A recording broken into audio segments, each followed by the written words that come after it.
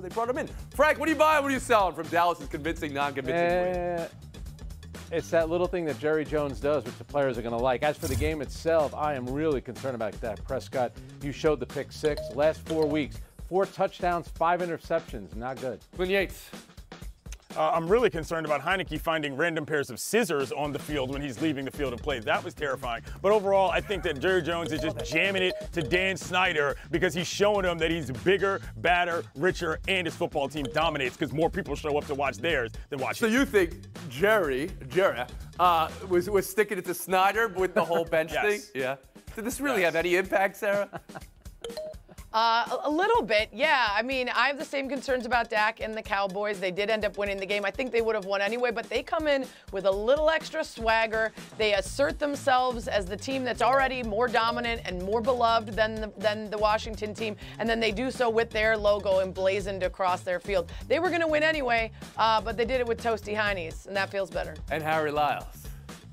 Yeah, guys, this isn't about what any of us are buying. It's about what Jerry Jones is buying. Look, as your place as the team owner, there's only so many things that you could do. If you're willing to shell out some money to get some warm benches when the Seahawks said that theirs were not working in Washington, I got to give Jerry Jones respect for doing anything that he can in his hands to win. That's one thing. What was it, like 50 degrees in Washington yesterday? I mean, I think we're overstating exactly what the benches are about here.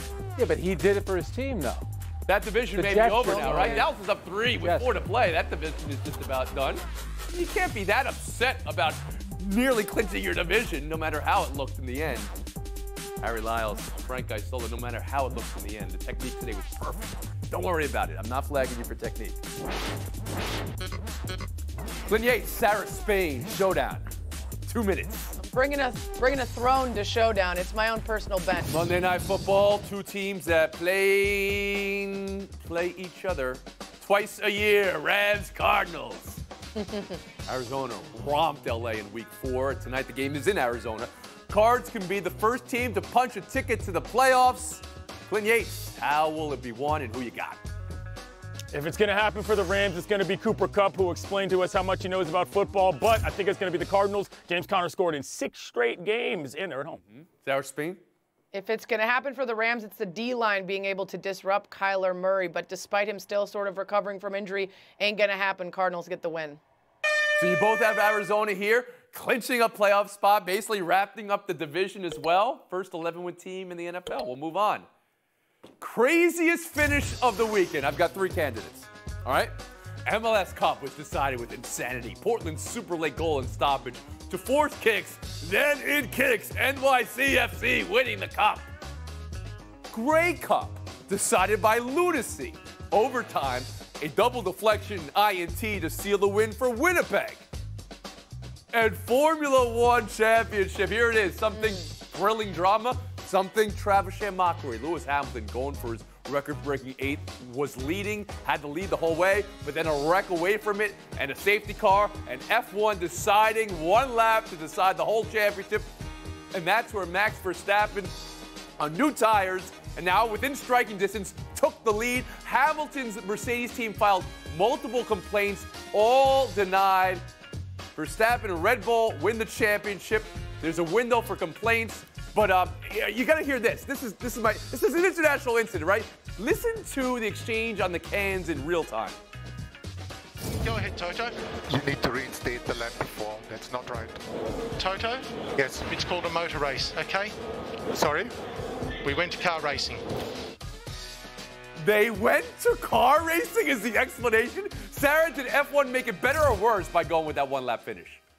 They made it worse because they violated their own rules, and the decisions made by Hamilton and his crew were based on their belief that they would follow their own rules, which they didn't. So in front, they made it worse. It was a Travis Shema. They made it worse because it was unsafe. You should have put the red flag out and then had 3 laps under competition. They didn't do that. But the best ending to all of this is, of course, Lewis Hamilton is getting knighted next week, which is cooler than anything having to do with F1. Clinton Yates, I know you watched the whole race. And I realized I asked about 3 finishes and then only made the question about 1. That's how crazy the international incident was. Clinton Yates, take the FaceTime.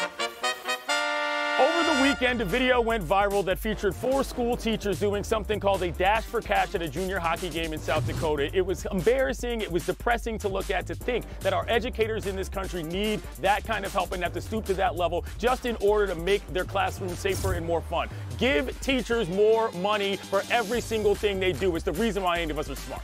Wow. Clinton Yates, you'd like to give a shout out to your favorite teacher or one of your favorite teachers right now? Coming to you from the Seaport District at Pier 17. The latest on Lamar Jackson's ankle. The Ravens telling Diana Rossini it's a low ankle sprain. Remember, if you want to sprain your ankle, you want to sprain the low one, not the high one.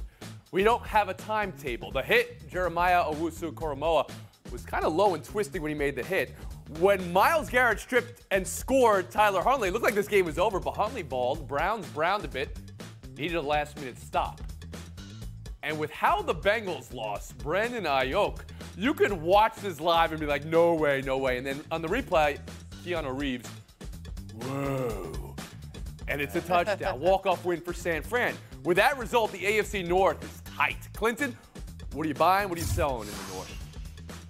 I'm buying the fact that one of the most exciting things in football is waiting for a 2-minute review and then walking off the field. No, I'm kidding. That was a weird ending. But I don't think that any team from that division is going to win the Super Bowl. And I'm selling the fact that the Ravens, without Lamar Jackson, are really going to be much of a factor. I realize their record is that good, but this team is out of gas, and it appears to be so. Spain?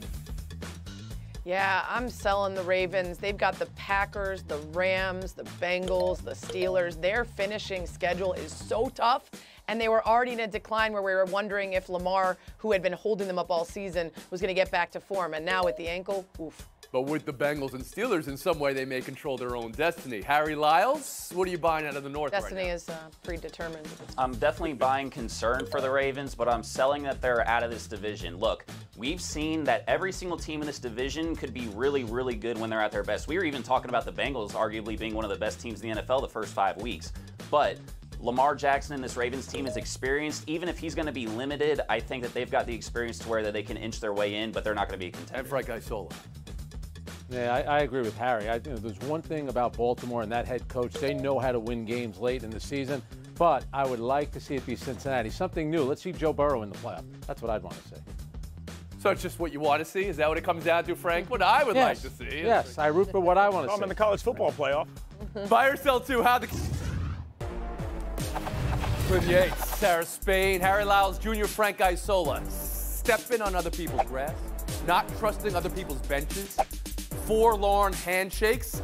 Let's go around the forlorn. Also, in a week of crazy, insane finishes, the most crazy, insane, Travishan mockery of an international incident. Let's go.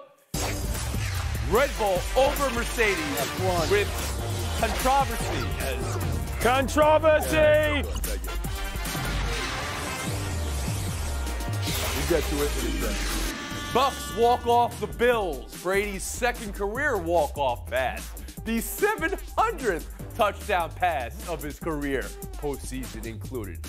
How we got there is a lot about how the Bills came back and Josh Allen carried them back, how Tampa allowed them to come back. But here, contact on Diggs on the key third down play in the end zone, no flag. It was one of many interference calls Buffalo was shaking their head about. Earlier in the game, a clear pull on Diggs' shirt, no call. Later in the overtime, the call that Mike Evans and Tom Brady got, the ball barely lands on the screen on some of the replays. Also, Buffalo's decision to kick for the tie instead of win it at the end of the game. Makes sense of those calls and the play call, Frank. Did that Bills team needing a win lose it by playing safe or show you something, at least in the way they came back? I mean, 22 seconds left, no timeouts, and I think that play on third down, it should have been a pass interference. I think that spooked the Buffalo Bills. They had been playing well. They had the momentum. And let's remember, too, they won the coin toss. They had the ball in overtime and couldn't move. If there should have been a pass interference call there, and, of course, Tom Brady and Tampa Bay, they benefited from a pass interference call. So I think Buffalo played well. I think it was the right call. Obviously, they lost the game, but I think in that moment it was the right call. I think you called it a must-win on Friday, Frank, having seen the effort they put in to make the comeback. Did it accomplish what they needed? Well, they must show up at least. They did that. Yep. Yeah, I have to be happy. It's a loss. I'm not going to be happy with that. But at least my team, you're questioning their toughness, their character, and they showed you something in the second half of that game. The other part about this, here's New England not doing anything, and they actually gained ground in first place in the division. Harry Lyles Jr. on the end of this game. So I know that they ended up getting the coin toss in overtime and things like that. I think in that instance, though, on that 4th and 2, go for it there, whether you get the first down or the touchdown, because you probably shouldn't have been in the game at that point in the first place. So to me, when you put your team in that position to begin with, why not go for the win? Because even if you do go to overtime, like you said, they got the coin toss, they had the football, but you're still giving Tom Brady a sliver of hope. And we know that is not a good business to be in. Go for the win there. Sarah Spain.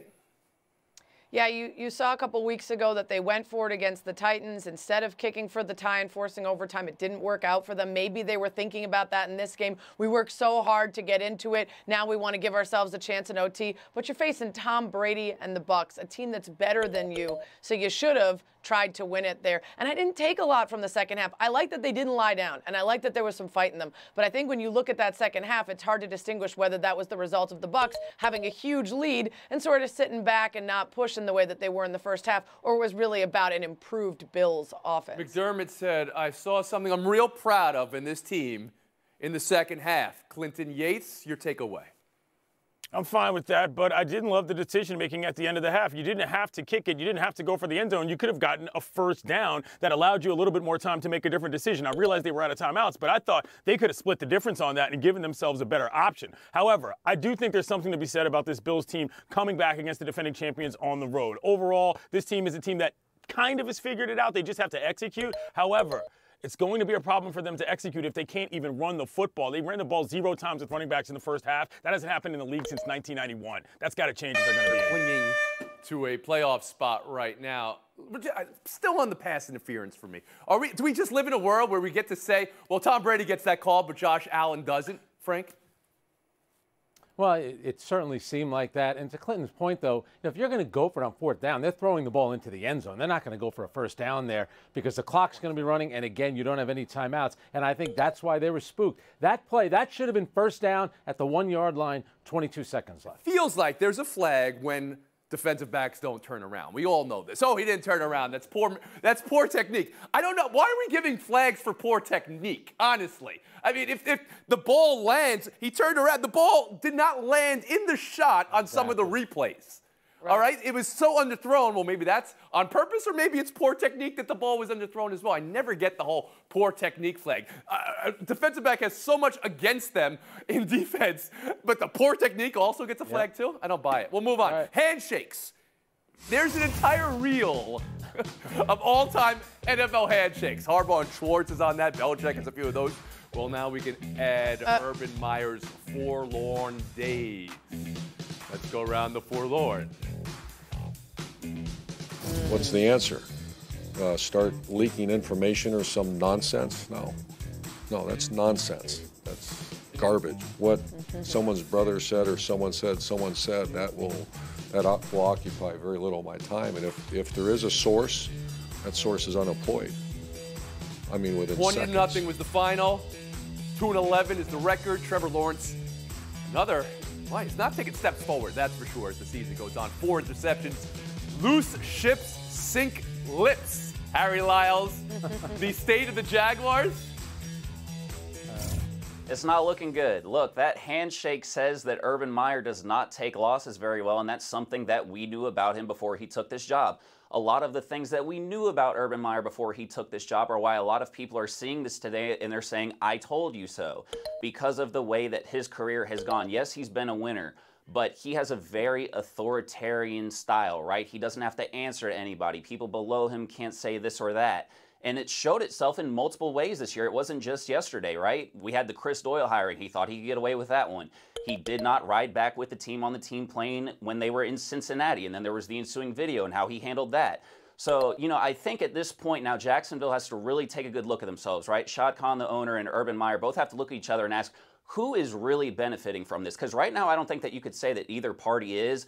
And moreover, if we're talking about the future of the Jaguars, you're hurting Trevor Lawrence, and he was a player that we thought was going to be a given coming into this year. The idea, though, Harry, if I can ask a follow-up, that there's a mole with the Jacksonville Jaguars, and as Urban said, that person's already fired if there is anybody. Yeah, this is just not, it doesn't stick. And you know, we've seen this from Urban Meyer before. He said that he's never dealt with anything like this in his career. He literally did it in 2018 with Ohio State. I just don't understand why we're doing this little charade, but, you know, to each their own. Our Spain. Yeah, I appreciate you coming to me because I was invoked by Harry. I told you so. Sorry, but we could have seen this coming a mile away. This is a guy who at every turn has exhibited this behavior and then has left somewhere as soon as the seat got hot, whether that's because of wanting to cover up domestic violence by an assistant coach, whether that's you know, criminal actions by his players. And there's always an excuse. It's health related, it's family related. My memory isn't good because of one thing, but don't worry, I can remember all the football stuff, just none of the text messages or conversations I had about this criminal act. This guy has been like this, and when he arrived, he showed he was going to be the same guy at the NFL. And Harry mentioned a number of those cases. The reason why there's a mole is because if you disrespect people who work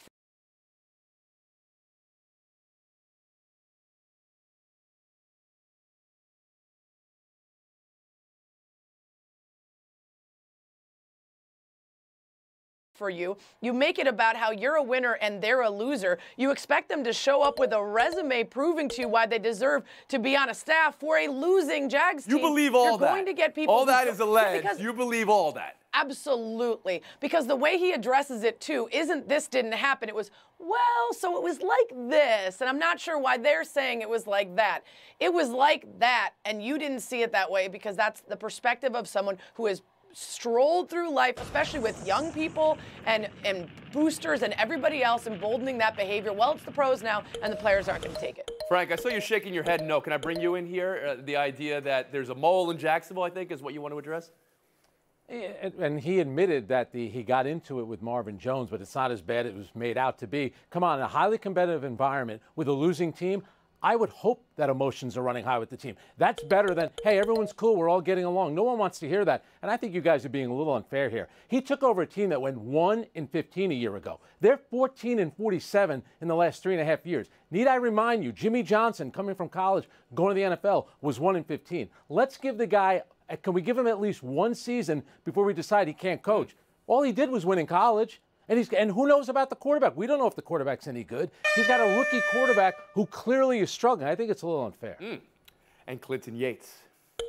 Speaking of poor technique, Tony, do you know how hard it is to shake somebody's hand while keeping your other hand inside of your actual pocket and walk at the same time? Very difficult. I can't believe he executed that. But when you're the person being accused of being condescending and belligerent to people that you work with, if somebody asks you about it, if you are in return condescending and belligerent about what is actually happening, people are going to assume one thing, which is obvious. You're not a very good leader. The football doesn't matter. You got a mole. Why don't you teach your mole to score some points? Because your team can't do it. All that matters overall is that this does not seem to be a team that follows this guy, and that's what you need most at the top at the NFL. All that matters overall is that they were shut out yesterday and have 2 wins on the season. All right.